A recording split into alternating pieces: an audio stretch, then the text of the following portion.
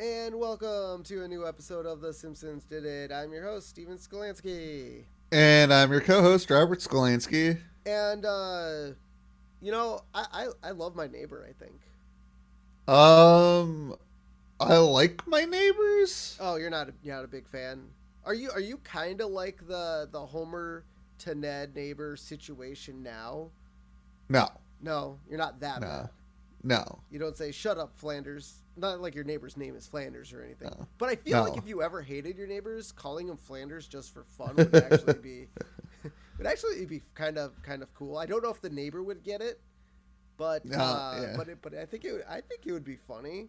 No, my current neighbors are all right. My neighborhood is a pretty quiet neighborhood, so I don't really have to worry about any of that. When I lived in apartments, though, man, especially living on that first floor, swear to God, the people above me would move furniture at 2 a.m. or walk around with bricks on their feet. Dude, that's the best time to move furniture is at 2 a.m.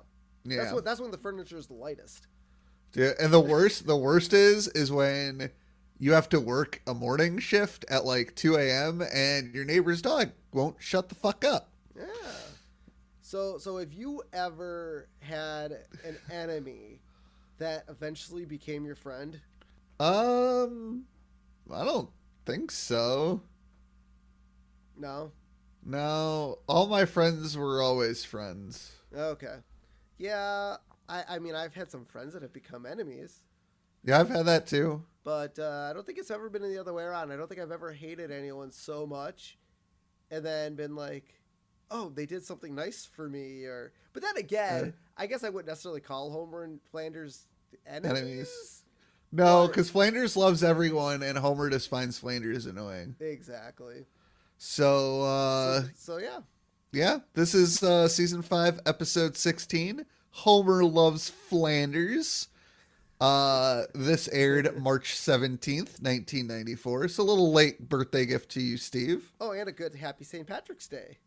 Yeah, happy. Dude, why is... How is this not a St. Patrick's Day episode, man? Maybe it was. Maybe Homer was just in a drunken stupor the entire time. That's why he loves Flanders, because he's just completely wasted. Yeah. From the football game. Yeah, exactly. So our recap, Flanders invites Homer to a game, and Homer decides he's been too hard on his neighbor. Okay, so we've talked about this in the past, and we'll probably talk about it on the next episode as well, but I feel like some of the Disney recaps are just wrong. Because I don't think Homer made the decision that he was too hard on Flanders. I just think going to the game, he was so impressed with Flanders in the game that he was like, all right, dude, I dig you. You're good. Yeah. It's not like, oh, I've been because he's never been hard on Flanders. He just yells at Flanders because he finds Flanders annoying. Yo. Yeah. I don't feel like that's being too hard on somebody. No. Yeah, they're a little bit weird with their recaps. Either that or they're just trying not to give too much away.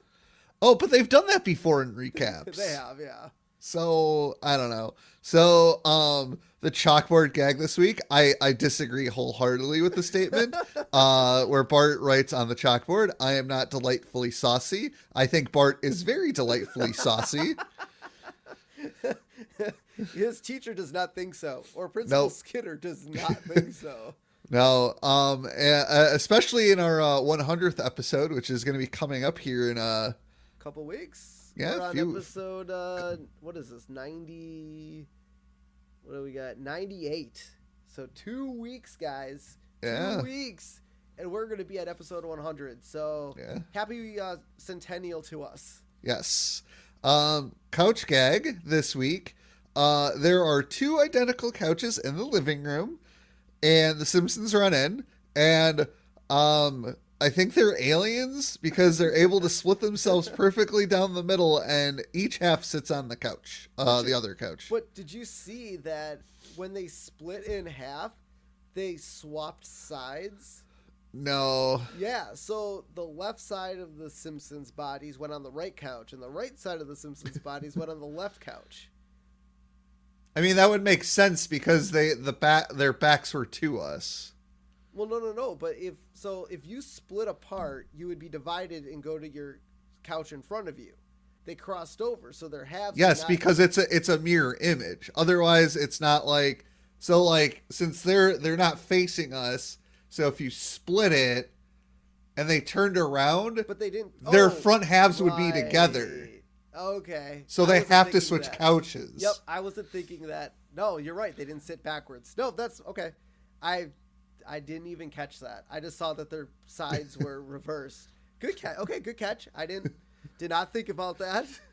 All right, I like it. All right, so let's start the episode off with Ion Springfield. I was sad they did not do the full intro. I mean, that intro's like 20 seconds. It's legendary, though. That's a damn good intro. It is a good intro. I guess you could go from Simpsons intro to another intro. That'd be kind of weird. If it was in the middle of the episode, maybe it might have worked. But yeah, I don't know if you want to double up on intros to anything. No. But yeah, so Kent is talking about how many men miles are armed and trained, which he says the government calls the army, in quotes. Yeah. And then he's like, a more alarmist name. The Killbot Factory. The Killbot Factory. Which is weird. So we've kind of been on this run where we've almost established Kent Brockman almost working for a Fox News-like organization. Yep. So I feel like Kent being against the army doesn't fit that narrative, but it kind of does. Yeah. Depending on the war going on at the time, maybe. Yeah. But it is weird that, God, what has it been, like 4 or 5 episodes in a row that have had, like, Kent Brockman just being this way? Like, usually we don't see Kent Brockman as a recurring, character every episode, but it's starting to become a really big thing. Yeah. So we get the biggest football game of the year, the Pigskin Classic, which is the Shelbyville Sharks versus the Springfield Adams. So Springfield likes to name their team after scientific things because you have the Springfield Adams football team and you have the Springfield Isotopes baseball team. Yep, which is kind of cool. Now, I'm wondering, because we know for 100% certainty that the NFL exists within the Simpsons world. Yes.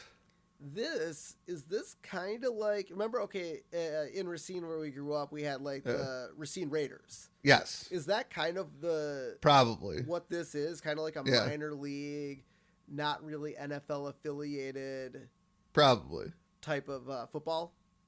Yes. Okay. I did not. It's always funny. Every time I saw it, I'm like, oh, NFL. But I mean, it's funny. They do play in a big ass stadium though. Well, now, mind you, the stadium only fits 5,000 people. Yeah, so it's not big, but even like where the Raiders play, that's where like our high school football team played, or we played soccer there too. So for high school, mind you, so it's not. It is kind of weird, but maybe football is. This reminds me more of so Green Bay has an indoor football team. Okay. Where they play at the Rush Center, which is approximately, it's a little bit smaller than it's a little bit bigger than the Panther Arena in Milwaukee. I would say capacity would probably be about 5,000 people. So it reminds me more of like an indoor football league team because of the capacity of the arena, but they play outdoors. So it's, as you said, like more of a Racine Raiders football team. Yeah. So it's kind of cool that I guess the Springfield has a minor league football team. Yep. So Kent's like, if you have the fever, there's only one cure. Take 2 tickets to see the game Sunday morning. Warning: tickets should not be taken internally. See, because of me, now they have a warning. Dude, I use that like so much. I don't really use that line. Oh, I love that line. And it's not on anything I've ever done too, which is even the funnier part. I think the greatest one I've seen so far in most recent history is we got a Pizza Hut. Like we were at Pizza Hut, had it delivered. There is literally a warning on the box that says, "Do not eat the cardboard box." Like, you know, if there's like cheese stuck to it or something, and you... Why is there did somebody sue Pizza Hut? Because of me, there's a warning. No, it's funny. So we do a few Simpsons groups. So I took a picture of that. A picture of that. And obviously, I put that on a Simpsons group with "because of me, there's a warning." But it's funny. Like so many. Have you ever looked at something where you're like, who is stupid enough to have actually done that to put a warning on it? I mean, probably the most popular one is the warning on the McDonald's coffee cup and like subsequent fast food restaurants. Yeah. Where they write, you know, contents are extremely hot. Because, you know, you ordered coffee. Yes. Because you ordered coffee, you should be warned that what is in the cup is hot. But I can't really remember seeing anything where it's like, well, who's dumb enough to do that? Now, mind you, my thought goes to in the wintertime here in the Midwest where we get snow. And there's like not a lot of snow on the ground, but like I'll see cars in like on the side of the road, like in the median on the highway. And I'm like, how do you manage to do that? Yeah.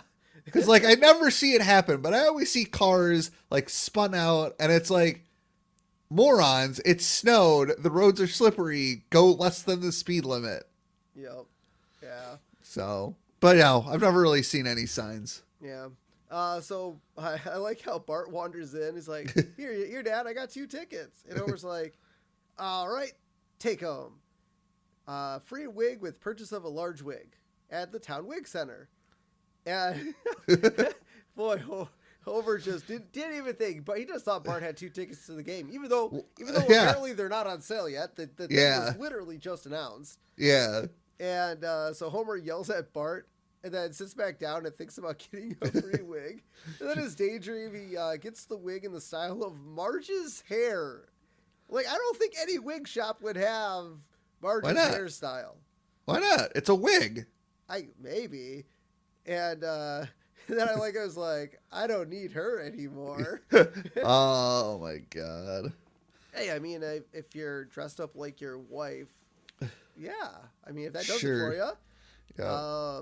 So now we cut to Shelbyville Stadium. It's kind of sad it was at Shelbyville Stadium instead of in Springfield, but there's a huge line, which for those of you guys that don't know, this was a big thing in the 90s, 80s, 90s. I mean, I guess even as far back as like the 70s, like people would line up like days before in tents it was kind of like a Black Friday thing, but people would line up for tickets. I remember one year there was a line outside the XL Energy Center for Wild tickets. Yeah. But Homer got in line and he's in his little sleeping bag. Yep. He camps out for tickets. And he missed 8 days of work in doing so, which kind of leaves. I wonder what the first guy in line, how many days of work he missed for. So have you ever stood in line for have you ever camped out overnight? Overnight, not like you got there at like 3 a.m. and you were only in line for a few hours waiting. Have you ever camped out overnight for anything? I would probably say the Nintendo Wii. I started at if you're considering, I got at the Target at maybe 11. Okay. I mean, I didn't. That's technically overnight because it's 2 days. Yeah, I mean, what I did was, funny thing was though, is I drove, because it was right up the road from my house or my apartment. Yeah. So I drove by it, at like 7, drove by it at 9. I just wanted to see, the line start. I didn't want necessarily need to be the first in line. I probably wanted to be like the first 15. So I drove by every couple hours just to see where it was, and I drove by at probably like 10:30, 10:45, and there were already like 4 people in line. So I'm like, all right, I guess now's a decent time. So I drove back to the apartment, told Shay, hey, the line started, so I drove back and hopped in line. But the good news is this Target came out at like 5 a.m. when employees start getting there. Oh yeah, and they're like, okay, we'll pass out tickets. So I was actually able to go back home. sleep for 3 hours or 4 hours, and then come back with my ticket to get my Wii. So yeah, I've never camped out overnight. I've definitely like camped out for certain things like Black Friday and well, not even Black Friday because they usually work Black Friday. But I mean, I've camped out for a few things here and there, but not overnight. Maybe for a couple hours, but yeah, I mean, nowadays we're finding ourselves waiting in line for Funko Pops. Obviously not overnight, but no, we're doing that. Yeah, and so there's a guy that walks by Homer and tells it with the money you would have made working, yeah, Homer could have bought tickets from a scalper, and Homer says, "Yeah, in theory, yes, in theory." Jerk. So here's the thing when it comes to scalpers.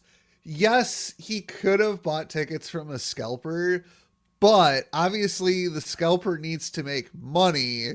So no. And especially so for this particular situation, it's Shelbyville versus Springfield. Those tickets hardcore. But at the very least, a scalper is going to try to scalp them at around market value. So maybe depending on the game and how many tickets are available, maybe at a minimum, they'll sell like $10 over, asking price. Or if the tickets don't sell out, you can just go on to StubHub and buy 2 tickets for $6 and sit wherever you want. Yep, exactly. And so the first guy in line, window opens, 30,000 tickets. And she's like, "Oh, okay. Yeah, but I only have $10. Can I pay the rest later?" Sure. And it gives him the roll of yeah, and no one's world is that ever going to happen. So the first guy in line buys 30,000 tickets for $950,000. So that's roughly $30 ticket. I'm sorry. Earlier, I said it was a 5,000. Yeah, I was like, what are you talking about? I don't know where I got that 5,000 from. It's a 30. So this is 30,000 seats. So yeah, this is like a small baseball stadium. Exactly. That's why I was wondering. I'm like, why would a small town team need 30,000? Yeah, maybe they hold concerts there, like huge concerts. Maybe. I guess that could make sense. But so tickets are roughly $30 a piece. So even if that's not bad for a minor league football game. That's reasonable. But here's the thing though. So that's per ticket. Now, mind you, some of those tickets are probably going to be more expensive. Because obviously the closer you are to the field, the more expensive they're going to be. Yeah. And some of those are going to be cheaper. So, let's say it's a $30,000 seat or 30,000 seat stadium. I'm going to say a third of those tickets are probably $10 each. Yep. Now my question is the stadium obviously does have at least two more seats than 30,000. Yes. Most stadiums are like, a good example would be like, I know the XL. It's like 17,000. Like 275 or something. Yeah. But like 30,000 tickets makes sense because that's the bulk. But obviously friends, family, box seats. Yeah. Obviously radio giveaways. Yeah. There's extra seats beyond the 30,000 that he bought. Plus, depending on how the stadium is, there could be standing room only. Yep. So, I mean, obviously attendance is slightly different than number of seats sold, but I'm guessing 30,000 was the physical number that the stadium had available to sell. Yeah. So, if they already sold out 30,000 tickets, I don't know if that's a small stadium or not, but the other problem is there is no way on God's green earth would a stadium allow one person to buy all of the tickets. No. Usually there's like, at maximum, I think most stadiums do like a 10. But like this day and age, like right now, most they cap at 4. Yeah, when we get Cubs, Cubs tickets, we used to be able to, it was always only the 4 of us that went, and then you got married and, had a kid. So now obviously we need 2 extra tickets. So it's like, but before you had, Elliot, it was like, okay, there was 5 of us going because Shay went. Yep. Well, we could only buy 4 tickets. Yeah. So we had to buy 3 and 2. And it's just like, just sell us the 5 damn tickets. Yep. So they can't. I mean, it's really funny because I don't know what the average American household is, but Yeah. 5 seems like a pretty round number. 2 adults, 3 kids. I mean, that seems. Well, I feel like the average household is 2 adults, 2 kids. Oh, okay. So, on average, if you have a family. I'd also like to point out that in this episode, there are a couple glaring animation errors. Yes. So we see Homer's car in this episode is green. I think I know what happened though. So in the living room or in the TV room, the carpet is purple-ish pink. Yep. I think they switched up the colors for the car and the carpet. Is the carpet Although the green in this episode is like not a pea green, like a puke green. Okay. So, like, I was thinking maybe that's what they did. Is partially maybe they switched up the colors and then they decided to shade the car like darker. But yes, so I mean the Simpsons carpeting in their living room or den is like a tealish green type color. Yeah. So, but in this episode, it's not. It is pink. Yeah. So, while driving his car, Homer is listening to Bobby McFerrin's latest song entitled "I'm Not Worried," I'm worried, need money, which is a spoof of McFerrin's late '80s one-hit wonder song "Don't Worry, Be Happy." I'm worried, need money. That's great. I've done it. So, I mean, growing up, we listened to a lot of Weird Al. Yeah. And so, like, if I'm at a bar and they're playing, it's usually the Backstreet Boys. I Want It That Way. I'll start singing the songs to Weird Al's eBay. Nice. Almost every time. I think my love of Weird Al got me really good at kind of writing my own parody tracks to songs. Like, it's really weird. Like, I'll be singing about, like, I mean, it's kind of dumb, but, like, my kid likes Paw Patrol, like the little kids TV show. So I'm like, Paw Patrol, the theme song. But then I insert, instead of, what the lyrics are, like last night when I was brushing my kid's teeth, I'm like, Paw Patrol, brushing Elliot's teeth. Because he's a fan of that song. But I'm starting to make up my own lyrics based on that song. So I think I could thank Weird Al for encouraging me to parody songs. The one song me and a couple of friends, if it comes on the radio or it comes on my playlist, is Halfway There by Bon Jovi. Living on a Prayer. Whoa, living on a prayer. Yep. We'll sing the chorus. We'll try to come up with, like, the popular one is Circle Gets the Square. That's the popular one. Okay. There's a couple others, but I love doing that. So the radio guy, says, hey, you can win tickets. You just have to be the 13th caller. So Homer's like, oh man, I got to get to a phone. So he drives to work to make a call, but there's a line to get into work because it must be like so he must have been at line. The gates must have opened at like 6. I don't know how far away Shelbyville is from Springfield. It's not that far. Yeah. So maybe the gate opened at 8 and Homer had to be at work at 9. Yep. And so, he got to work and everybody's showing up for work. And he's like, well, screw this. And he decides to drive on the other side of the security building. But he drives over the spikes, which blow out his tires. And there's even a sign that reads, exit only, caution, severe tire damage, do not enter. Yep. And those signs are actually real. Oh, those are real signs, yeah. Yeah. So, but like Homer's like, so did he just leave his car there and run into work? Oh, he must have. He needed those tickets. So he, because he runs in, he calls the station, but we hear Ned Flanders on the other end being the 13th caller. Now, my question is, we never really see, now we've seen Ned at a couple of sporting events, I feel like, in future episodes. Yeah. But I would never peg Flanders as somebody that would call in. Who would call into KBBL. Or even listen to KBBL. Like my only theory would be like Flanders knows Homer wants to go to this game, but I highly doubt that. Yeah. So like, because that would be my theory. Oh, Flanders, wants to bring Homer, so he calls in. But we do learn a little bit later that he's friends with one of the Yeah. people, so he might have wanted to go to the game for that reason. But he didn't. He did wait around. Remember, he waited around. Well, no, they waited. Well, Homer wanted to wait. Yeah, Homer wanted to wait around. Yeah. But either way, maybe Ned just knew that he was a player and wanted to see his friend play. It's possible. But have you ever called into a radio station to win anything, concert tickets? Not. I don't think I've ever called in for that. I remember. I don't know if you remember this.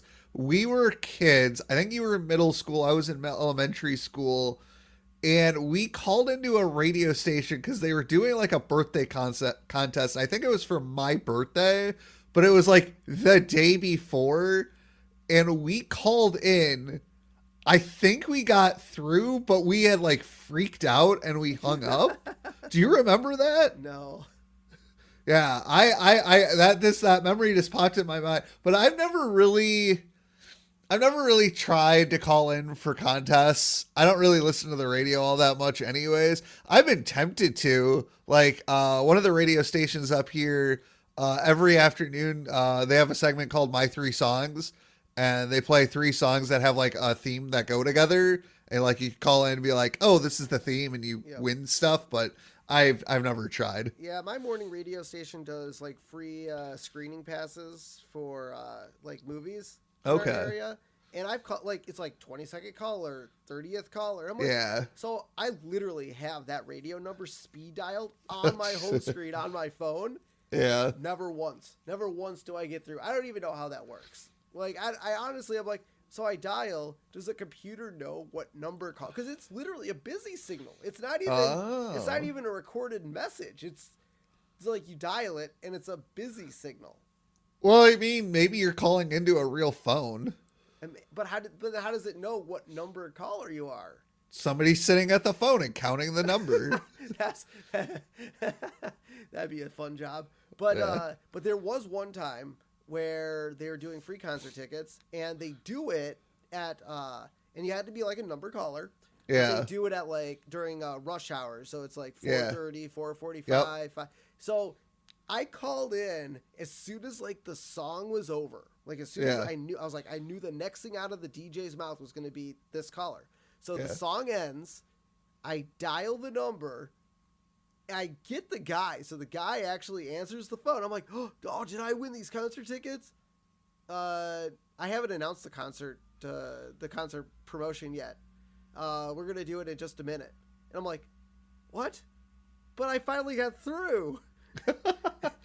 Yeah, you gotta wait for them to announce it, man. I thought by dialing in just before they announced it, I would have gotten in, but yeah, it's kind of sad. Yeah, so I love the fact that Ned asked the guys at the radio station the value of the tickets, like, so he can report them on his income taxes. He's like, now, oh, golly, if that doesn't put the Shaz in Shazam. Oh, listen, what's the cash value of those tickets so I can report it on my income tax? And you're supposed to report anything you win to the IRS, no matter how much it is. Yeah. I don't know if you did that with I know you won a trip once. Yeah, I won a trip. I don't think I ever reported it. I've won stuff at casinos, never reported it. I mean, in reality. Well, no. Well, this is contest related. I'm not talking about casino winnings. I don't think you have to report unless it's a certain amount, kind of like the gift tax. Oh, okay. Because I know our parents have given us money over the years, and it's 15,000 at least in Wisconsin. I don't know if that's the federal limit, but in Wisconsin, our parents can give us up to $15,000. In Wisconsin, I wouldn't have to report it. So you have to report anything you win to the IRS, no matter how much you win. So did you never reported your trip winning? No, you're a bad person. Well, in reality, the IRS only audits like 1% of the entire population. Yeah. So in reality, I probably just no one's ever gonna care. No. And I mean, you know, I know it's different for like the gift tax because like here in Wisconsin, like you can receive up to like $15,000 in like gift money. So yeah, I don't think I've ever reported. I mean, I won $40 when I was in Vegas. So like, I mean, granted that's not a contest, but I've never really won a contest, so that's sad. I don't want to think about not ever winning anything. Now, granted, I hardly ever play, so that's mostly my fault. So Homer, you know, gets angry and he like hits the radio station, and it changes to a different station. So the knob on that thing must be a little loose. And the song "I've Got Two Tickets to Paradise" by Eddie Money plays, and so naturally Homer just like, oh, I'm gonna sing along with it. And he does like the guitar riff. Dude, I do that to songs too. Like I'll sing along with like the guitar riff or the piano. By the way, when this song popped on, I'm like, oh, it's Eddie Money. My first thought went to Club Dread and the line, Eddie Money doesn't have to put up with this shit. And I feel like Homer would have said the same thing. But it's kind of weird. I feel like Homer should have got pissed at this song, but it's too Yes. good of a song not to sing along and Yes. Yes, it is. So now we cut to the Simpsons den room where the carpet is a reddish pink and not its usual teal color, which, by the way, threw me completely off. So Homer's like, why am I such a loser? And Bart's like, it's simple. Your father was a loser. His father was a loser. His father was a loser. It's just genetic. And then Bart's like, go. Yep. Because now he's going to be a loser because his father's a loser. Yeah, so Lisa walks in. She's like, what's so special about this game anyway? It's just another chapter in the pointless rivalry between Springfield and Shelbyville. They built a mini mall, so we built a bigger mini mall. They made the world's largest pizza, so we burned down their city hall. I mean, that as rivalries go, yeah. I mean, burning down their city hall is definitely the next step. So I believe this is the first mention of the Shelbyville-Springfield rivalry. Yes, yeah. I don't think there's been any other mention of this. Yeah. So now our high school wasn't like, in terms of sports, yes, like Horlick and Case were, you know, our big rivals. Yep. But did you guys ever prank Horlick or Case, or not really? You guys just didn't care? No, I don't think we ever necessarily cared. I think funny enough, I feel like we had a bigger rivalry sometimes with some of the Kenosha teams. Oh yeah, like Tremper. Yep. Yeah. Yeah. Tremper, oh fuck Tremper, man. Or Arrowhead when it came to football. Yeah. Because I remember when you were in high school, the football team was really good and they always lost to Arrowhead in the playoffs. Yep. Yeah. When I was in high school, the football team was fucking terrible. And then of course the year after, when I was a freshman in college, they won state. Yeah. I really wanted to go too, but I didn't have a car to get down to Madison. So yeah, I mean, I don't know, like, yeah, even when I was in high school, we really didn't mess with the other high schools or any other city. Like, Racine and Kenosha were like rival cities, but like, I don't think it really got to the point of, oh, we're going to burn down your city hall. I feel like Mom really hates Kenosha because they have all the things that Racine doesn't. Well, I think part of the, I think Mom... Well, I think our mom also hates Racine. Well, I think she hates more the Unified School District more than anything in Racine. Yeah, I don't think she really likes... I don't really think I've ever really heard her talk badly about Kenosha, but maybe she does. I don't know. And so, and then Homer, you know, he laughs. And he's like, yeah, Shelbyville said they were going to get us back by spiking our water supply, but they didn't have the guts. And they cut to I love how they cut to the kitchen, and Marge, gets a glass of water because she's thirsty, and she starts to hallucinate. Yep. Oh, the walls are melting again. So clearly they spiked the water supply, because this isn't the first time this happened to Marge. Turkey comes out of the oven and says, personally, madam, I think I'm overdone. And then flies out the window. So does nobody else in the Simpson household drink the water? Dude, never drink the water. I mean, I drink my city water. It's okay. Yeah. I mean, we have a refrigerator with the filter system on it. So we, like Shay will not drink tap water. Mm. She will not drink the tap water. Like she'll only take the water out of the fridge. So Oh. yeah. I do like getting water out of your fridge. Yeah, it's good. Tastes really good. I just got to replace the filter. That's the only thing. We only have to change it twice a year, so not bad. Which is really nice. So I like how Homer walks around in the living room praying to God to get tickets to the football game. And we see the couch is actually turned and facing the window instead of facing the fireplace. Yeah. Oh my God. Like just the animation of this episode is just weird. It's like they're like, you know what? This story is so amazing. Who the fuck cares about the animation? I do. I care about the animation. They called Korea and said, you know what? Do whatever you feel like. This is Bart's do whatever you want day. Yeah. Paint it and type it however you want. Yeah. So Homer's like, why do you mock me, O Lord? And no. He so as soon as he's done praying, Flanders comes over to invite him to the game, and Homer's like, just slams the door in his face. Yep. It's like, why do you mock me, O Lord? And then Marge looks up at whatever Homer's looking up, and Homer's like, Marge's like, that's not God.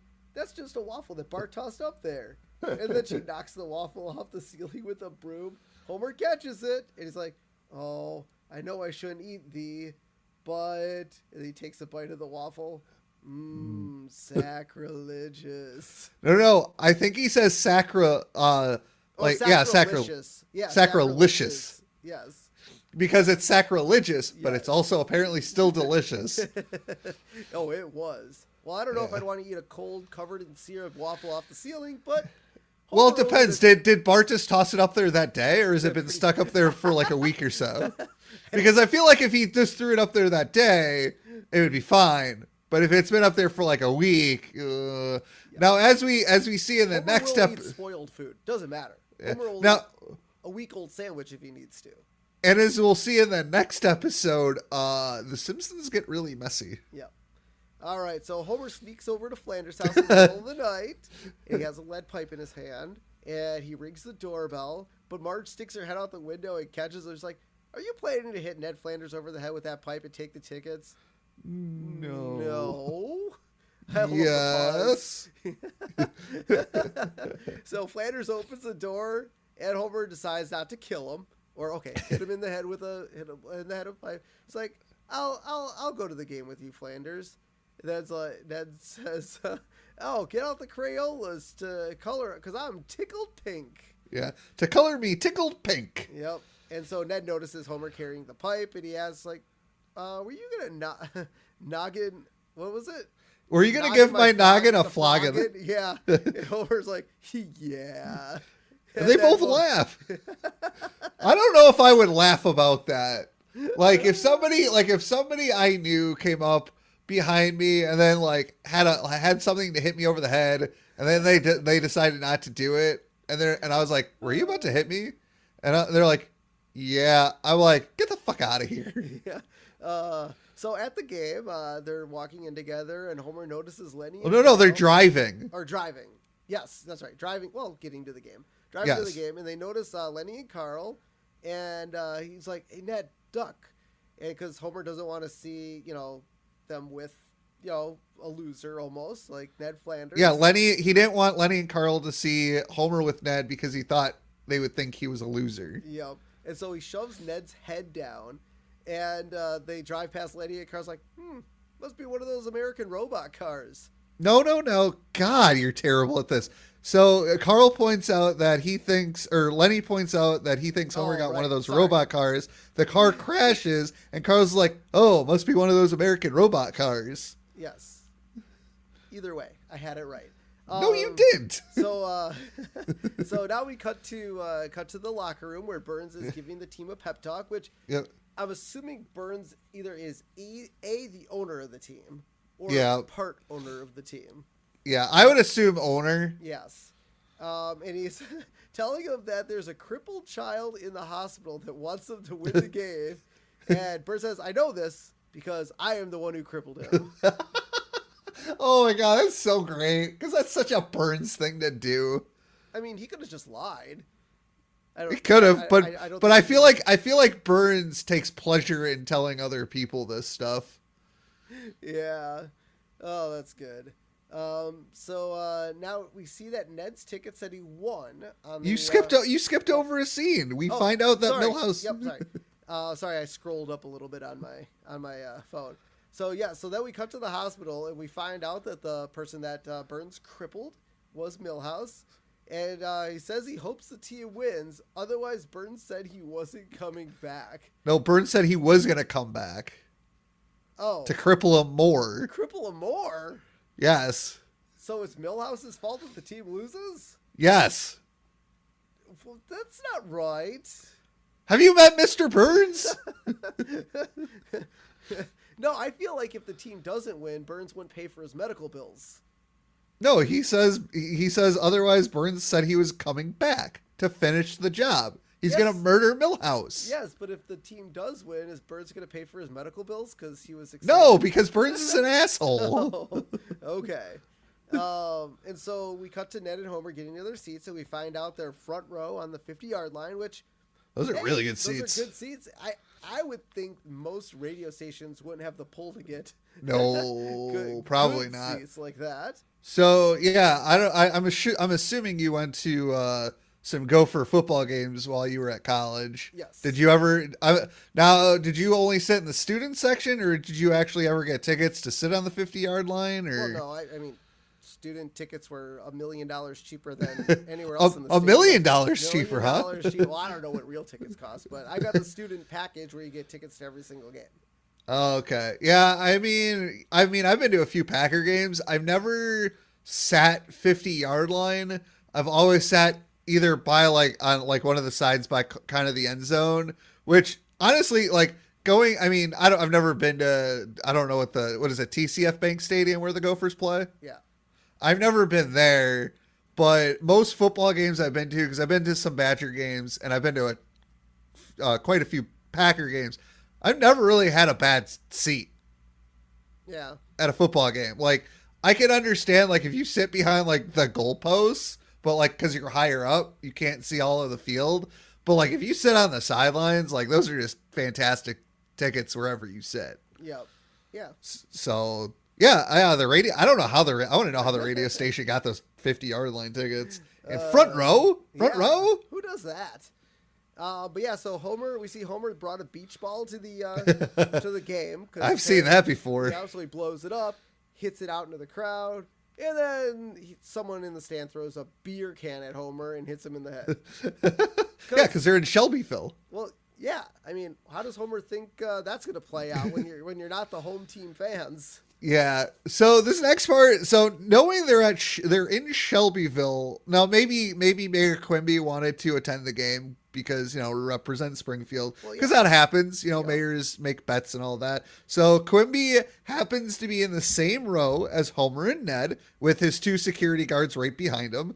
And so Quimby sees the concessions guy, and he orders 2 dogs, 2 sodas, and 2 ice cream bars. And so as they pass it down the row, it gets to Homer, and he takes a bite out of the hot dogs, and then as the hot dogs get to Quimby, we see one of the security guards holding the ice cream bars, and Homer, there's bite marks out of those too. Yeah. So Homer, ate those, and Quimby's he looks at his dogs, and he's like, somebody ate my dogs.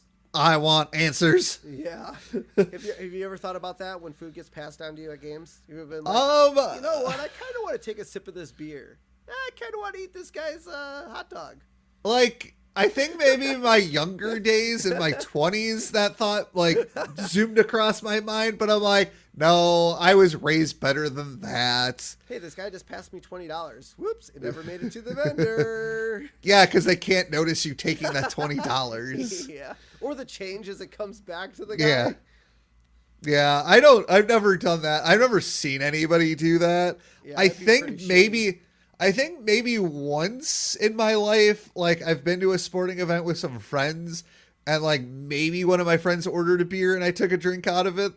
But that's because I was with friends. I would never do that to a stranger. Yeah. That's again, I was grown up I But was is Mayor raised Quimby really a stranger? better. I mean, he is Mayor Quimby. He does take a lot from the city. So Homer's like, screw it. He screws me over. I'm going to screw him over. That's right. So we see Ned bought a hat made of Nacho with cheese in like the top part. So it's like one of those brim hats. Yep. And Sombrero. Sombrero. Thank you. It's a sombrero. There you And go. so and he also bought, some other goodies. And Homer's like, well, I guess I should pay my fair share, which I'm shocked that Homer would, actually consider paying. Yeah. And Ned's like, no, it's fine. You're my guest. Which, dude, I want a friend like, I have a few friends kind of like that where like we've done stuff and I'm like, okay, let me, pay. And my friend will be like, no, I got this. Well, it's funny at work, my coworker Mike, Yeah. like I swear to God, he pays for more of my lunches than ever. Cause he's like, well, if you run out and grab it, I'll pay. Wow. Like, sold? Yeah. It is kind of funny because like I maybe pay for one or two of our lunches per week, but Yeah. he tends to pay for a lot of them because he doesn't want I think it's because he really doesn't want to go out anywhere to grab lunch, and we obviously don't want to get delivery like from Grubhub. So he's like, Steven, if you go get it, I'll pay. I'm like, sold. Yeah, me and one of my coworkers, we have this usually like on the weekends, like when we have a longer break, we'll go grab dinner, and sometimes one of us will pay, so the next time the other one will pay. So I mean, we have that, but yeah, usually just around my birthday, like I'll have friend like this past birthday of mine, I had a couple friends buy me my meals, and I was like, I thought I was gonna have to pay for my, like, I went to lunch and I pulled out my card and my buddy was like, no, I got it. It's your birthday. I'm like, oh, thank you. So yeah, that's nice when you get to go, especially because that food was probably not cheap. That's sporting event food. That shit ain't cheap. Unless of course you get free box seats. So Homer, puts the nacho hat on his head and he's like, he breaks off a piece of the hat, dunks it in the cheese and starts eating. And then he starts singing, Nacho Man, which is obviously a reference to the song Macho Man. That's funny. I would do that. That's great. Yeah. So now we get to the fourth quarter of the game. The Sharks are beating the Adams 24-21. There's 4 seconds left on the clock. What do you think's going to happen? Homer's going to actually have a pile of trash sitting on the sideline. That's what's going to happen. Well, he must have made Flanders broke or something, man. I don't know. Well, Flanders, I don't know how much Flanders makes at the Leftorium. Yeah. To buy all this food, but I love how a bulldozer comes by and like pushes the food away, and there's just this spot on like the wall. A grease spot on the ground and on the wall. Like you just see where the garbage was, and I'm like, Jesus, that's a lot of grease. Unless the fans sitting next to Flanders and Homer on each side were contributing to the garbage pile. Oh, I would totally do that. Because I mean, in reality, that's what. Okay, I know it probably isn't right, and I kind of feel bad for the cleaning crews at stadiums, but that is really what we do. I mean, we throw our shit on the floor and leave it there. I mean, look at our dad and all the peanut crumbs he leaves. I kind of feel bad for like the cleaners at those stadiums because no one throws shit out. No. I mean, I don't know if that was just a knock towards people not throwing out or Homer's gluttony. Or maybe it was a little bit of both. But that's, as a society, that's literally what we do at stadiums. We put shit on the ground and leave it. I mean, a lot. I mean, I'm sure there's a few folks here and there that actually throw away their stuff. But yeah, like I mean, I leave beer cans and popcorn tins and I do it too. It's probably not right, but I'm lazy. Yep. So Homer is like, well, if anybody can pull off this comeback, it's Stan the Boy Taylor. And the crowd's like, Stan, he's our boy. If he can't do it, no one will. Because obviously you can't rhyme boy with can. Yes. But why is Springfield's... That's just... Oh my God. I mean, I guess there are certain stadiums that it's kind of like a 50-50 split where you hear away team fans trying to get the crowd riled up. So I could kind of see that. But unless it was like an entire section, like this section was dedicated for Springfield fans only. Well, so I know at certain college hockey games and even football games, they do carve out a section for family and friends. So it's probably similar to that because it's an away game. Yep. And so, the Adams pull off the victory, and Homer is like, woohoo, we won. And he like kisses Flanders all over the face. Yep. He's like, losers, kiss my big Springfield behind, Shelbyville. I would never go into a rival stadium and freaking gloat. I will say though, so the only time I've ever been afraid for my life because of a sporting event, I went to a Pittsburgh Penguins Detroit Red Wings game. This would have been like 5 years ago now. Longer than that. This would have been 2015. So 7 years. And I was wearing my Red Wings jersey. The Red Wings beat the crap out of the Penguins that game. And there was a goal scored by the Penguins that was called off. And nobody in the arena knew why. And our dad just happened to be watching the game because it was a nationally televised game, and he texted me and he's like, oh yeah, by the way, the announcers said they called off the goal because a player pushed the puck in with his glove, which you're not allowed to do. Yep. And these two guys behind me were bitching about it still. And I was like, I turned around and I was just trying to be nice. And I was like, hey, just to let you know, my dad was watching the game and he told me that they called off the goal because a Pittsburgh player, pushed the puck in with his glove. And these guys got absolutely pissed at me. I'm like, I'm just trying to give you information that you didn't fucking have. Yeah, you're messing with their beliefs, man. They believed that it was a good goal. But it wasn't. And then on top of it, so at one point it was like, I don't know, 5-1 Detroit, and they pulled Marc-Andre Fleury because Fleury was still with the Penguins. And the crowd started to chant, fuck the Red Wings. And I'm like, oh, I'm going to die in Pittsburgh. But I obviously didn't. So yeah. And somebody, chucks a beer at Homer's head and they miss. Or what did I say? Just a beer. It was a beer keg. Oh, no. Well, they chucked a beer can first and he dodged it. And then and he's like, haha, miss me. I'm invincible. And then somebody chucked the keg and freaking, I'm going to say they murdered Homer Simpson. Where did they get a keg from? It's Shelbyville, man. Oh, they're just alcoholics. What is this, Wisconsin? Allowing people to have kegs at their seats? Maybe. Yeah. So now we cut to, the stadium's emptying out and Homer and Ned are waiting around and Homer's like trying to get an autograph. And, I've done this a few times at Brewer games trying to get an autograph.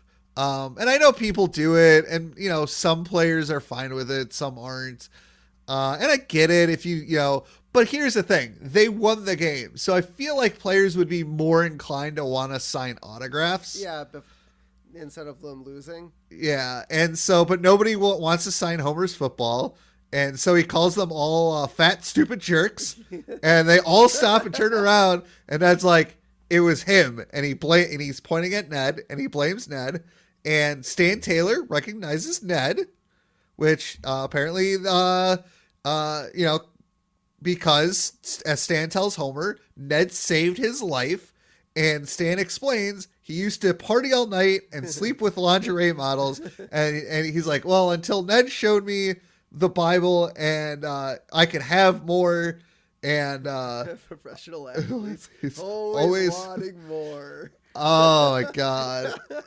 Even though, dude, I mean, this is probably not going to sound the greatest, but if I could party all night and sleep with models, I think I'd be fine with life. Yeah, geez. As long as you're not getting addicted to drugs. Exactly. As long as you're not being an alcoholic and you're not being a drug addict, have at it. Yeah, as long as you're not being irresponsible, I think it's fine. Yeah. And so... just to let everyone know, if you ever want to get autographs, games are usually not the best location. When you're away, just find the hotel where your team is camping, and then hound them there because they obviously want to be bugged at the place where they sleep. Yeah. Well, I mean, when we went to Detroit, we went to the stadium and we caught them after practice. Well, we caught the Ducks after practice. No, we went to their hotel. Yeah, but we also went to the. Yeah, we caught him after the practice. Yeah, you caught the Ducks after the practice and got some signatures. But I remember the day of the game, we were sitting eating breakfast, and you noticed the team bus, and you ran upstairs, grabbed your jersey, and ran across the street. It was so awesome that they were staying across the street from us. Yeah, I mean, that never happens because when me and Mom went to Nashville, it was like, dude, it was halfway across the city. I had to go to the stadium to get their autographs. I talked to who was it? I actually met Scott Niedermeyer. Oh wow! At a Ducks practice in Nashville. Yeah, it took me a second to catch him because obviously out of uniform, not on skates. He was wearing glasses. Like it was. Oh wow!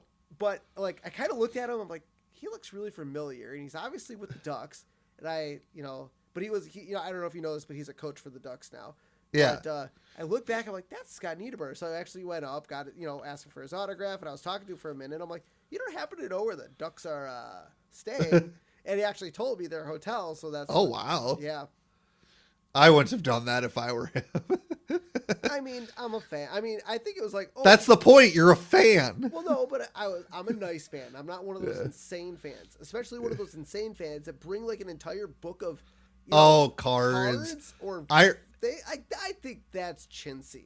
Yeah, I remember I went to that's chintzy. Yeah, I was at a Brewers game. I was at a Brewers Mets game because I wanted to get God, who was it? Robinson Cano, before he got suspended, he was with the Mets, and I wanted him to sign my Cano Funko Pop that I had, and like there were people down there with baseball cards and like a booklet. There was a Mets game I went to where there was a former Brewer on the Mets, and this dude had a stack of his card. And now oddly enough, the dude signed, I think, like 20 of those cards. But it's like I'm a fan. Like, you played for a former team. I'd like to get to know, like, get your autograph and say, hey, thanks for, playing and whatnot. But, yeah, so moving on. Stan decides he wants to give Ned the game ball. And Ned's like, well, Stan, Homer is a much bigger fan. I think you would appreciate it more. So Stan gives Homer the game ball. Yep. So that was kind of neat. Have you ever gotten anything from a game? I mean, I get game pucks before the game. No, that doesn't count because they're giving them to your kid. No, they're giving it to my kid for me. My kid's just the intermediary. The guy gives the puck to him, but my kid gives the puck to me. So therefore your kid gave you the puck, not the player.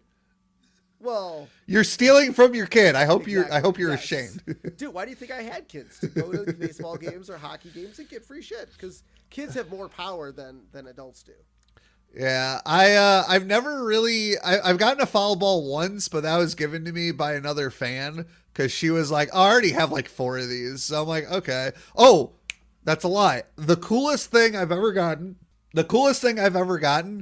was I was at my parents took me to the celebrity golf thing in Milwaukee, and Jordan was playing in it, and we were sitting at the 18th hole, and like there was other players, like there was other golfers there that were actually pros, and they, at the 18th, when they were done, they would give, golf balls to fans, and there was this kid there that kept getting golf balls. Like all the golfers were just giving this kid balls.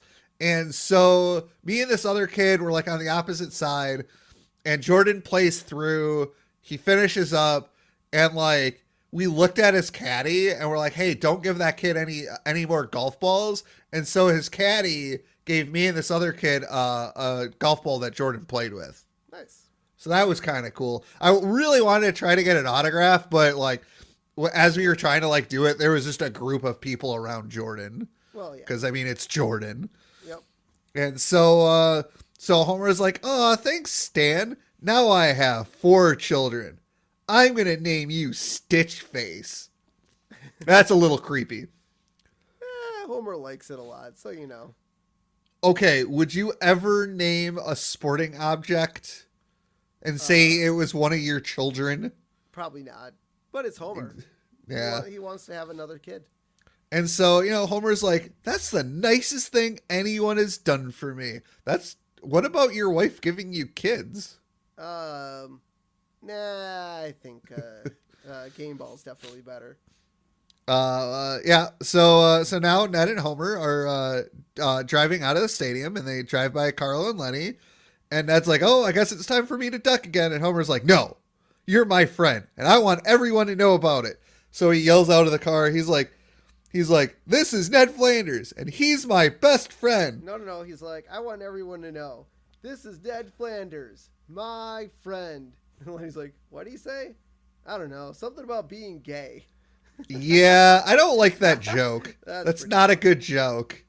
That's really not. No. It's funny. It's not. It's funny. It's really not funny. It's really funny. It's very not. Oh, I think it's funny. Because he didn't understand him. He didn't understand him. It could have been anything. Yeah, Maybe it was with Ned.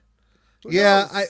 I don't think that's a good joke. So now we cut to the Simpsons house, and Homer takes his wedding picture off the mantle to replace it with the football, and he throws the wedding picture into the trash. A little harsh. I might have put it, behind the football. At least it would still be on the mantle. You go football, wedding picture. At least it's up there. You can tell Marge, hey, the picture's still on the mantle. Yeah. And so we get another animation error. And so we see Marge's pearls are white when she walks in, but then we cut to Homer, cut back to Marge, and her pearls are now red after she retrieves the photo from the trash. Yep. So I don't know where the animators' heads were at. They were just all drunk. It was get drunk at work day. Yeah, clearly with all the animation in this episode. Yep. So Marge yells at Homer's for throwing away the wedding photo, and Homer tells her to stop living in the past. At that point, I'm like, okay, well, then we're getting divorced. Yeah. And so I like how Ned, comes over. Ned knocks on the Simpsons window and invites Homer over to play pool. And Homer says yes to Flanders. And this time, you can be the Nacho Man. And they giggle at each other, so that's pretty cool. Yeah. So now Lisa, surprised by Homer and Ned's friendship, and says, what's next? All lays on Bart's report card.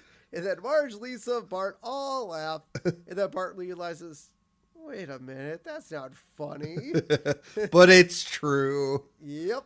So now we cut to Ned's basement. And we see that Homer is, trying to shoot some pool. And Ned asks Homer to be careful with the pool table. And Homer lays on it across his face like, they don't call me Springfield Fats for nothing, or just because of my morbid obesity. And he, tries to hit the ball, and the pool table, falls down. I mean, that's a pretty shitty pool table because I feel like even if it's all wood, those things are still heavy as hell. I mean, I get the joke as how Homer's heavy, but. Man, those pool tables are no joke. Those things are really hard to. I almost bought a house with a pool table in it. So did I. And then I got outbid. Yeah. Did you get outbid? No, Shay didn't want to live in that neighborhood. I was like, dude, the pool table makes up for it all. No, it doesn't. Oh, it was. It was a nice house. It was where it was that Shay didn't like. Yeah. So after making the table, Homer tells Ned that Ned needs. Ned has a lawsuit on his hands. Just kidding. Just kidding. So now we cut to upstairs where Rod and Todd are watching cartoon sheep based on Bible stuff. Yeah. And we also notice that there's a picture of the Last Supper above the couch. That makes sense. It's Ned. So Homer comes in and says, boring. It changes the channel. Much to Rod and Todd's disappointment, because obviously they were watching their shows. Yeah. And so Ned reminds them that Homer is their guest and he gets to pick what they watch. Yeah. And so we learned that they're paying for dish TV, like satellite TV. All 230 channels are locked out. Why are you paying for that? If they're just going to watch basically PBS, that's free with an antenna. Yeah. And you only get like 11 channels. You don't need to block any of them out. Maybe this is like cable Bible television, and that's the only way Ned can get it. I mean, okay, maybe. But I feel Hold like, on. well, Davy and Goliath, that's like a PBS show. I feel like anything that Ned would be watching would be public access. Like, Maybe. you know what I mean? Like, why is he paying for 230 channels and blocking them all? Seems Dude, like, you know what's great? So I have a Samsung television. I have an antenna. I get Pluto TV on Samsung for free. well, yeah, yep. So, like, why do I want to? Now, granted, in this day and age, who pays for cable anymore? Like, when you have streaming services and Yep. an antenna, like, everybody's cord cutting. And you use YouTube TV. Yeah, but that's still a quote unquote cable provider. Yeah, but that's over the streaming. internet. That's not like it's not like you need a cable box for that. No, but the cost is still around the same. Yeah. But you get a little bit more out of it, and it's digital, so you can watch it Yeah. everywhere. So, I mean, there's some benefits.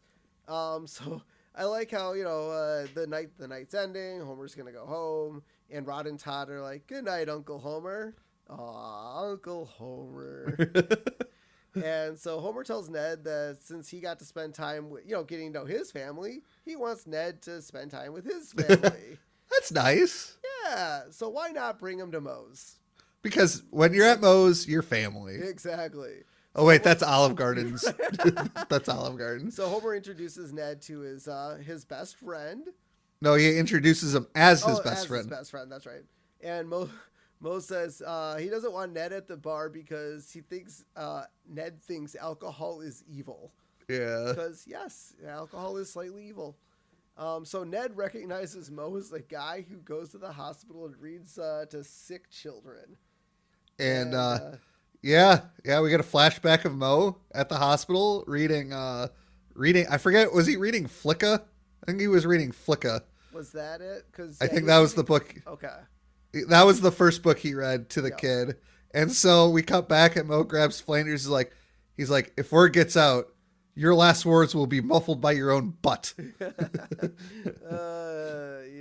Because Mo's got this rep, man. He's got to maintain a rep. I know. But yeah, I like how he comes home. Marge's like, "Honey, I'm so glad you're home. Can't talk. See Flanders. Later sex."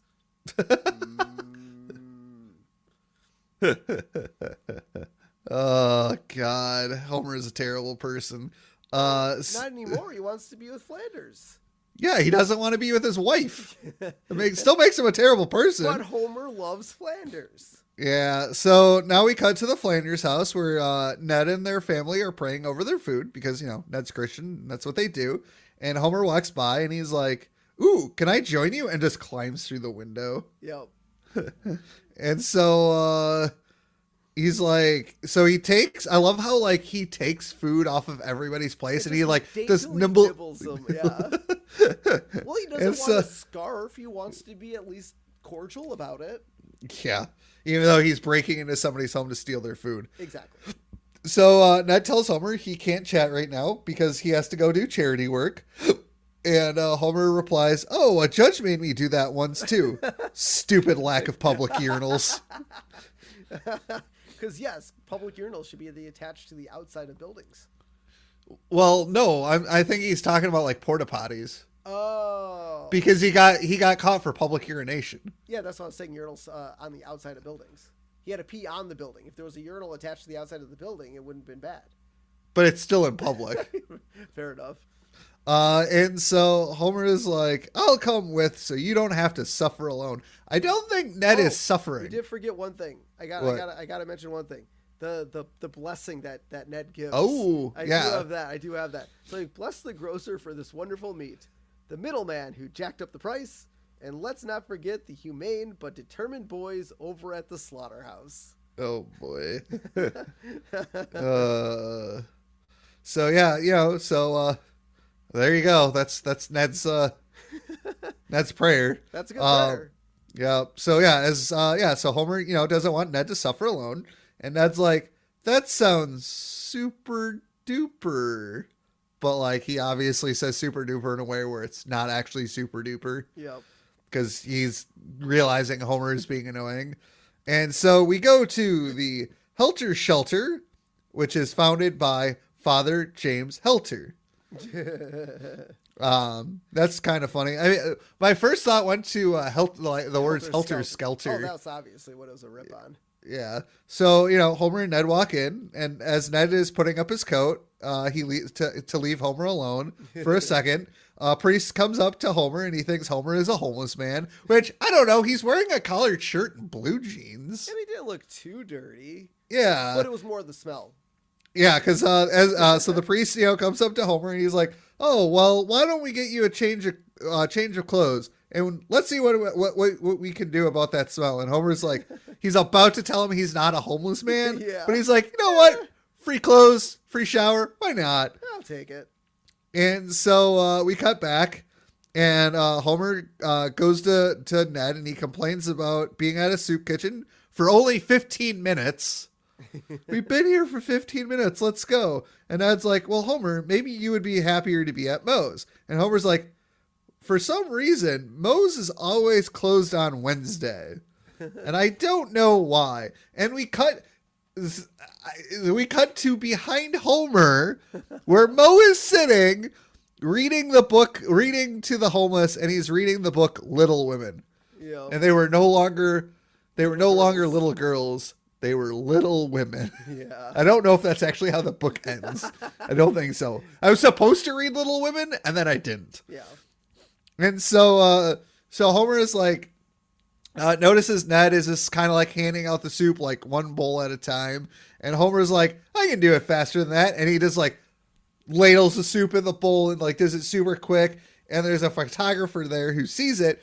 And he's like, wow, look at that guy go. He's so enthusiastic. And really, it's just Homer trying to get the hell out of there. Yep. So Ned must have been in his ride. I'm assuming so. If he really wants to get out of there. And so now we cut to a newspaper with a headline, Big Fat Man Has Big Fat Heart. And there's a subheadline, Little Thin Man Accused in Robbery. That was great. Very descriptive. I like it. Yeah. And so, we cut back and to the Simpsons house where Marge is telling Homer that she's proud of him. But she's like, aren't you spending too much time with Ned? And Marge reminds Homer that the family needs him. And which they don't really need Homer. They need his money. What money? The money that he makes at the power plant. I guess so, yeah. But Homer scolds Marge, and he's like, well, you've hated Ned for years. Hell, just last night, you wanted to bash Ned. Just the other day, you wanted to bash Ned's head in with a pipe. And no. Once again, Homer, you've got it backwards. Everything wrong. Yeah. Homer does that. And but I like how Bart's like, Flanders are a bunch of geeks, man. But Flanders are not geeks. Okay, Rod and Todd are. And the wife has a thing for me. But she hides it behind a mask of low-key hostility. But we gotta give this thing a chance. I don't think Maude has a thing for Homer. The ones at the bottom. So Homer wants the Simpsons and the Flanders to take a trip together, but Bart says he doesn't want to go. Yep. At least it's like, don't worry, Bart. It seems like every week something odd happens to the Simpsons. But my advice is to ride it out, make an occasional smart aleck quip, and by next week, we'll be back to where we started from. Ready for another wacky adventure. Bart's like, ay caramba. That's the spirit. Oh, the meta jokes. Gotta love it. Oh, yeah. And so I like how nobody is happy to be going on this trip. I don't know why they were in the same car. They have two separate cars. They could have gone in two separate cars, packed everything up, and just met at Springfield Lake. It's really weird. But on the ride, they're like, Homer says, not to worry. I bought his Rappin' Ronnie Reagan tape. And it's Ronald. Well. I think that I don't. I mean, obviously, I didn't. I was born well before Ronald Reagan, or well after Ronald Reagan was president. I don't remember ever listening to speeches of him where he had a stutter. Well, he does say well a lot. I guess so. He must have said well a lot. Maybe. Some people do. There's a lot. I mean, I listen to a lot of podcasts and YouTube videos, and I think early on we've gotten a lot better with our talking. By episode 100 here, where we kind of repeat things and say things. But I feel like we said well a lot way back in the beginning, too. Probably. So welcome to Lake Springfield. No mercury dumping without permit. And we get a teal blinky. Yep, and that kind of I don't know if... Remember when we did our guest, we had San Jose Simpson on? And his blinky was teal? And I thought that was in reference to the San Jose... I think we kind of confirmed it was in reference to like the San Jose Sharks. But I thought it was kind of cool that we actually saw a teal blinky. And I was like, I wonder if that's where he got it instead for the color. But unless, let's just say... possible animation error, because we've all seen color mistakes throughout this entire episode. So it is a possibility that it could have been an animation error. Yeah, it could have been. Yep. So we got the back of the boat, Ned's boat. Meaning, thanks for the boat load 2. What happened to thanks for the boatload 1? Or was that name already taken? Maybe that name was already taken. I mean, that's a pretty good name for a boat. Let's think that. And so Homer is quote unquote helping get the boat into the water. He's like, little farther. That's good. And then Ned drops the what's boat. That called? Can't remember what that's called. The hitch. The hitch, yes. And the boat just kind of slides down the concrete ramp. Yeah. And Ned almost cries. He's like, he's about to bawl. Yeah. And so now we see Ned and Homer, in the boat, and Rod and Todd are doing their water skiing thing, and Ned asks how Rod and Todd are doing, and Homer's like, they're fine. They're gone. Or narrator, they're not fine. They're not fine. At least, hopefully, they're wearing life preservers. I'm assuming they were. There's no way Ned would let his boys go water skiing without life preservers. Yep. And so we see that Marge brought fruit punch, but Maude said the boys don't eat sugar.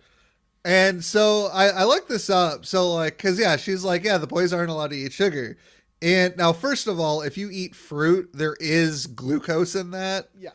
There's glucose in a lot of food, like just naturally occurring. Yep. But if you don't eat anything with sugar, you will get hypoglycemia, which can cause death. Yep. So everyone, eat candy. There's a lot of sugar in it. Well, don't eat too much sugar, or else you'll become diabetic. Yeah. God, why is there always a fine line for things? Because that's how life works. Yep. So then we cut to the forest where Bart tries to give Rod and Todd a pixie stick, and they won't take it because they're like, oh, we can't eat sugar. Bart tells them, there's no sugar in pixie sticks. That's all. Yeah. That's all sugar is. Yeah. Yeah, I mean, technically there's not sugar in it. That's just what it is. Yeah. And they eat it and start going crazy, and Rod tells Todd not to hog it all. Smelly head. And Todd tells Rod, go to hell, zit face. I don't think that's what sugar does to you, but... No, it's not. I mean, this is their first time having it, so maybe they don't quite know. Yeah. So Homer's like, I'd like to propose a toast to the coming together of the Simpsons and the Flanders. If this were a more perfect world, we'd all be known as the Flimsons. Good. That's good. And then Ned's like, oh, that's a good toast. I want to make a toast. And Homer just yells, food fight. And Lisa and Marge look at each other and like, well, this isn't right. Let's join it anyway. Yeah. And so we see Ned packing up the car, and they're going to head back because Todd got zesty Italian in his eye. Yeah, that's probably not good. I don't think you should probably get zesty Italian in your eye. No. And so Homer asked Ned if they could take the boat out for one last spin, and Flanders was obviously going to say no because he wanted to get out of there. But Homer says, too late, and runs off with the keys. And Ned's like, ugh. And he starts praying to give him the strength to endure Homer's friendship. Like, come on, Ned. You could just end it, man. You don't have to be friends. Yeah, but here's the thing. Ned is a quote-unquote good Christian man. Yeah, but, I mean, Ned's not friends with everyone. How do you know? I don't know. Maybe he is. I'm not sure. Yeah, so... I like how we see the boat flying up over everyone, like flying up over all the cars and lands right on Ned's car. And I mean, what are the odds? Pretty slim, I would imagine. What are the odds of that happening? Pretty slim, because it seemed like Ned's car was like deep in the parking lot. What did Homer do? Go off a ramp? That's the only way. Like, there's no way there's a ramp though, like on the beach for him to go off of. Oh my god! And so I like how Homer's just in the parking lot. It's like, cheers to Homer Simpson for his recent charity work, but cheers to this rusty tailgate. One thing I want to point out before Homer crashed the Flanders car, we do see Ned's license plate. And his license plate is JHN 143, which is a reference to John 14 3 in the New Testament. Oh. So do you have the quote from that? No, there's no quote. That's just what John 14 13 yes. 3 is? No, I never looked it up. I just saw his license. I just okay. Yeah, I guess I didn't think about looking up the what John 14 3 is. If you lovely Christian listeners out there know what 14 3 is, let us know. Or maybe I'll even make it our Trivia Tuesday. You guys can let us know what that yes. quote is. And so we see Flanders having a dream where he's walking up the square staircase. And I feel like this isn't the first time we've had this reference, right? From Vertigo? The Vertigo Bell Tower reference? Yeah, I think it is. I thought it was like at least our second right now. Maybe not. I feel like there's already been at least one. I mean, we've done a ton of Hitchcock references, but I don't remember any from Vertigo. Okay. But we see him walking up the bell tower, and, you know, during this dream sequence, he begins to shoot citizens at random, basically saying, and that's Homer, and that's Homer too, and that's Homer, and that's Homer. And then we see that this is mirroring the 1966 actions of the real-life mass shooter, Charles Whitman. Yep. This is also based on the events of the film The Deadly Tower, which is also itself based on the real-life mass shooter from 66. And I love the fact, so like the last person he shoots at is a postman and that returns fire. And that was based on the spate of workplace violence incidents happening at the U.S. Postal Service at the time. Yeah. Because, you know, the saying, oh, he's going to go postal. Yes. That is, yes. So Ned wakes up from his dream, and Ma's like, what's the matter, Ned? I think I hate Homer Simpson. And Marge gasps. And so then we cut over to the Simpson house where Homer jerks awake after a nightmare. And Homer's like, Marge, I think I hate Ted Koppel. No, wait. I find him informative and witty. Night. And then falls back asleep. And Marge just looks annoyed. Yes. And then this hands down, one of the best Homer Simpson movements, I would say, or scenes in Simpsons. I mean, everyone knows this. If you don't know this Simpsons GIF or meme or anything out there, I feel really bad for you, and you need to watch it, because this is hands down the best. So Homer, let me set up the scene. So Ned and Rod and Todd are playing basketball in the driveway. Yep. Homer blends through the bushes like Terminator style. Yep. Through the bushes, and Homer wants to, see if they want to go out to the old pitch and putt. Yep. And he's like, no, we got to go see our grandma. And Homer's like, okay. And then disappears back through the shrubs. I mean, you didn't even do this. So Ned tells Homer that, they're going to go visit the boy's grandmother. And he was like, it's family only. Oh, yeah. No reporters? Yeah. And then Flanders like, yeah, just the family this time.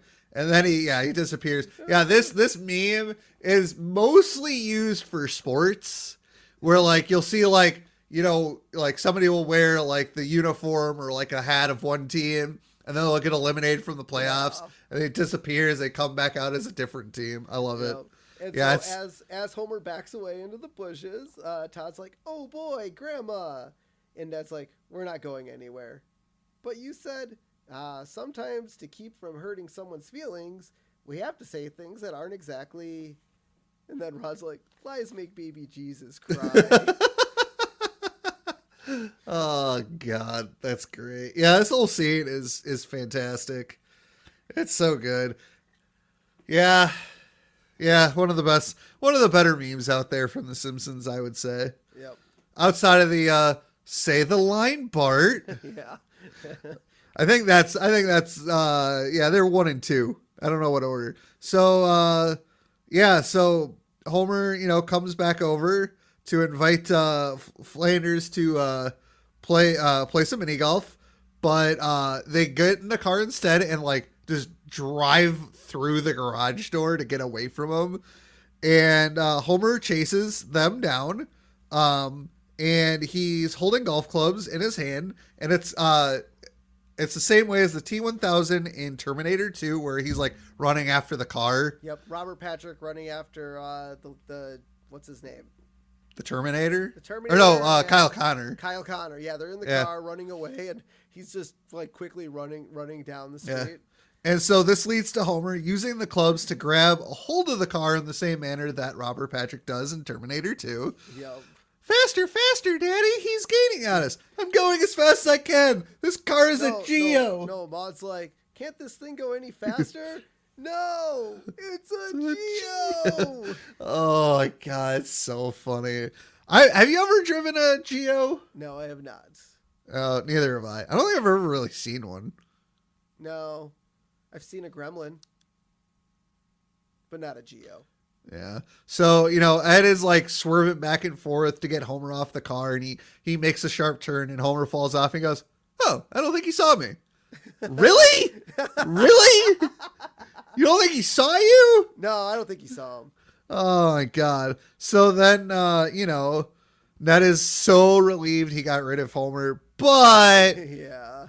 because he is driving so radically, Wiggum pulls him over. Yeah, and Flanders is like, I told you, officer, I'm not hepped up on goofballs.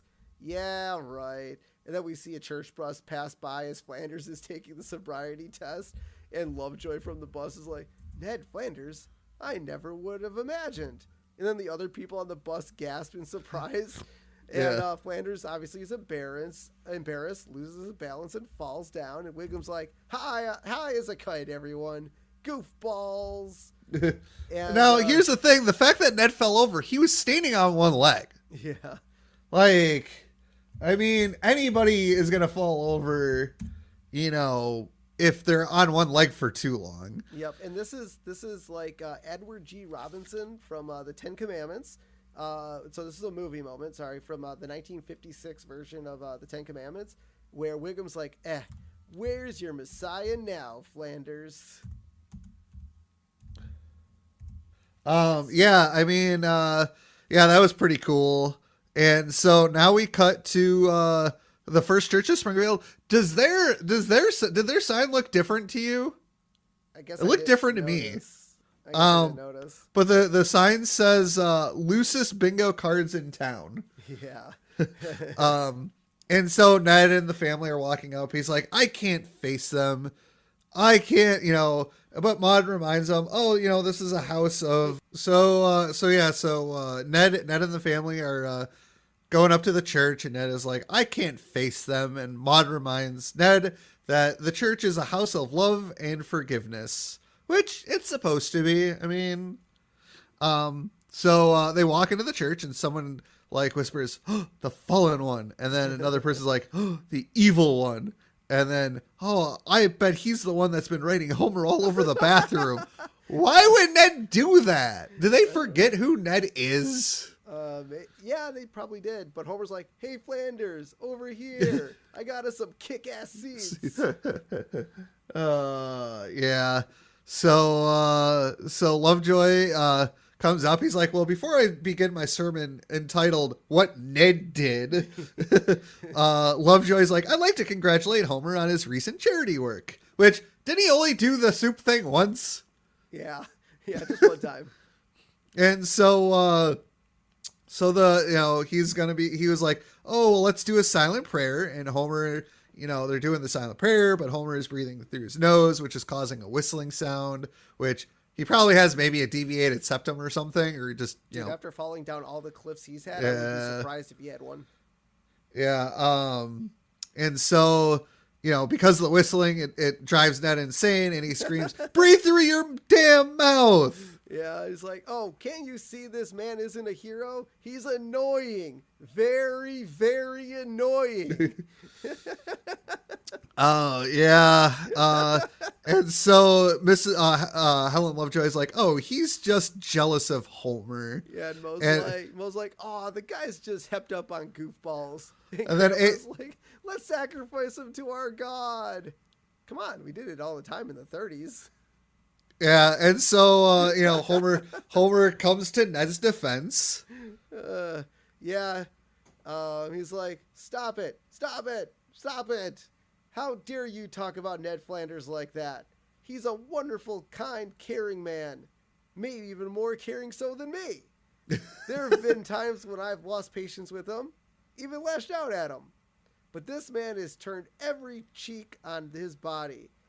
If everyone here were like Ned Flanders, there'd be no need for heaven. We'd already be there.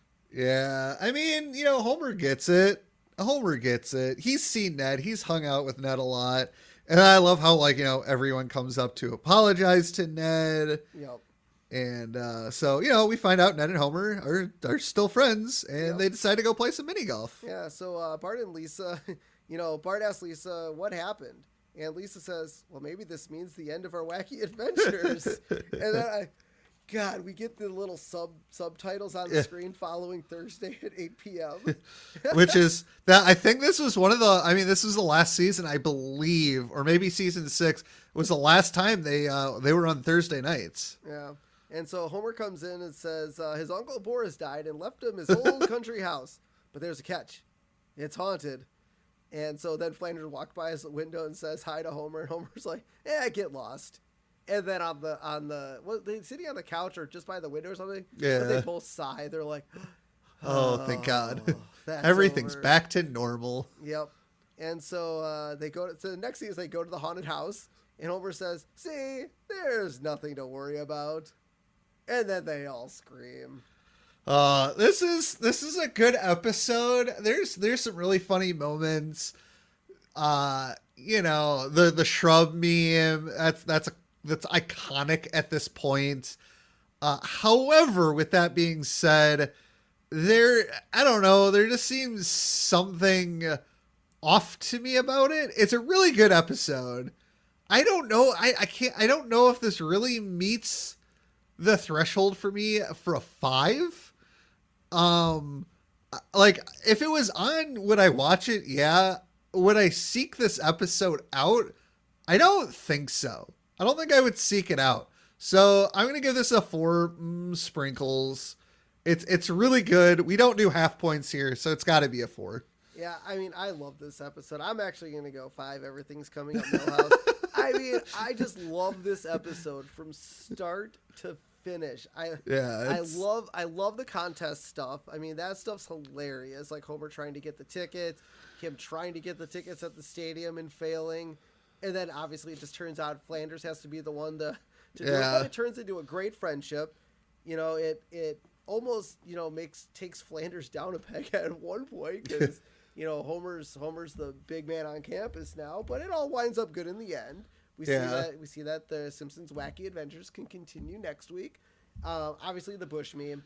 And I mean, I have to say I love the Terminator reference. Like every time I watch that is, I laugh so hard. I do know, like, that scene where Rod and Todd is like, oh, he's gaining on us. That's also a meme as well. Yes, that is. Yeah. I mean, they pull a lot from this episode. I love watching this episode. Every time it's on, I'll watch it. I mean, just everything about it's fantastic for me. So I'm gonna stick with a 5. Everything's coming up. I feel like this is like the 4th episode in a row where we flip flopped. Unless we both did a 5 for Deep Space Homer. I think we both did 5 for Deep Space. Okay, so like 4 of the last 5 episodes we flipped a flop on 4 and 5. Yeah. I mean, they're still top notch episodes. Oh yeah, they're fantastic. Yep. I can't wait for that one where I'm like, dude, this is a 1, and you're like, this is a 5. Fuck you. Yeah, we've been pretty consistent on agreeing on how how good or how bad an episode has been. And now, but I feel like now we're in the golden age, so I feel like it's going to be near impossible, but it might happen in the next 3 or 4 seasons. I feel like once we get past like season 15, I'm gonna be like, this is a 1. And you're like, what are you talking about? This is great. I'm like, you're an idiot. This is gonna be an argument. Yeah, because that's the era of where people tend to drop off from The Simpsons. So yeah, but a lot of those episodes you'll be seeing for the first time. Yes, so yes, I will. So you'll be seeing them fresh. Well, actually, that's a good take. But it'll also be me not seeing them in a very long time because I think everything past season 15. I don't search for, I don't hunt for, like I don't seek those episodes out. Now, if they're on FX and it just happens to be on, I might or might not watch it. So I'll be watching a lot of those episodes for probably only the second time ever. So I think it'll be pretty cool for us. So let's finish it off with our character profile. This week we have Rod Flanders. We did Todd during the Putt-Putt episode. So now we got Rod. Family tree branch. Oldest child of the Springfield Flanders. That's a weird way to write that. Well, I think it's because have we met the other Flanders? I suppose that's the barbecue episode. Where we actually meet the rest of the Flanders flock. Yeah. So, but yes, he's the oldest of the Springfield Flanders. Couldn't they have just said Ned Flanders? Maybe. Idea of blasphemy. The talking dog on Davy and Goliath. Hello, Davy. Most positive influences, his family and the Bible. Yep.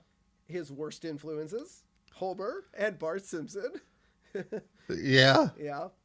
Biggest miracle, hasn't been beaten up by Jimbo, Dolph, Kearney, or Nelson. Yeah, it's maybe because God is protecting him. Maybe, yeah. But he almost did get destroyed by a trampoline, so... Yeah. But yeah, never been beaten up by a bully. That's pretty damn good for how nerdy and like, geeky he is. So, all right. Well, let's finish it off here with where you can find us. Head over to Facebook, find us, The Simpsons Did It Podcast. Be sure to, comment on my Trivia Tuesday, comment on all my stuff on there. Followers are just growing by the week. So thank you guys so much for following us on Facebook. It's fantastic to literally look at my phone almost every day and see new people are joining. So that's awesome. You can find us on Instagram, The Simpsons Did It Pod, Twitter, Simpsons Did It PC. You can find us on YouTube, type in The Simpsons Did It Podcast. Like, subscribe, be sure to subscribe. Comment on the videos. We get people commenting almost on every one, so that's really awesome. If you guys don't already, please rate us on Apple Podcasts if that's where you listen. I know the majority of our listeners, probably 50% or more, aren't listening on Apple Podcasts, so I get that. But if you are listening on Apple Podcasts, be sure to give us a rate and review. Head over to buymeacoffee.com/Simpsons Did It, and be sure to give us a donation. If you don't want to donate, obviously our podcast is always going to be free, but our donations go helping to build our podcast even more, and we'll send you some stickers if you do that. And lastly, call us at 612-584-0986 and leave us a voicemail. Let us know how you like the episode, what you do, don't, comments on specific episodes. Let us know what you might want to talk about on future episodes. And if you are a fan and want to be a guest on an episode, definitely reach out and we can see where that might fall. So until next time, I'm Steven Skolansky. I'm Robert Skolansky. And this has been The Simpsons Did It. Shh.